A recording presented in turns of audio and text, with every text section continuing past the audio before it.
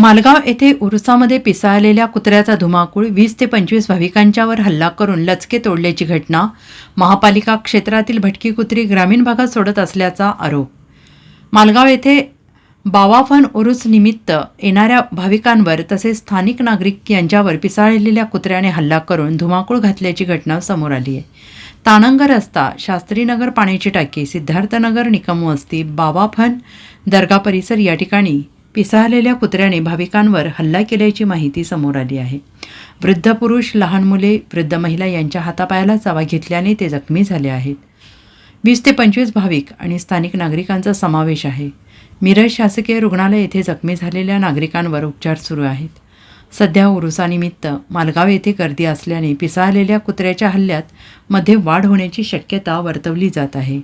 पिसाळलेल्या कुत्र्याचा अद्याप शोध घेतला नसल्याने गावात भीतीचं वातावरण पसरलं आहे.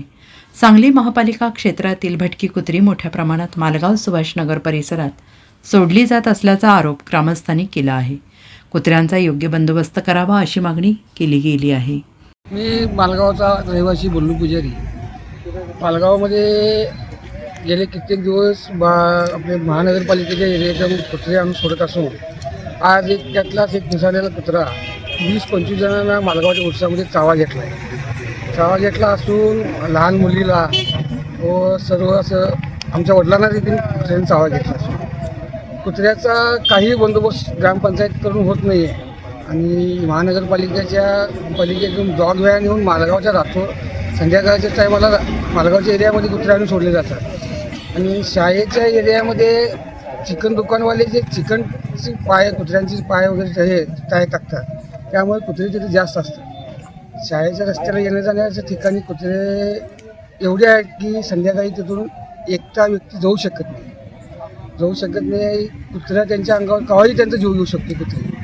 असे असताना मालगावात तरी कुणी लक्ष देत नसून येथे मंडळी तरी काय कोण लक्ष नाही देतात. ग्रामपंचायत सदस्य वगैरे त्याकडे लक्ष न देत नाही. त्याचं काहीतरी बंदोबस्त व्हावा ही आमची मागणी.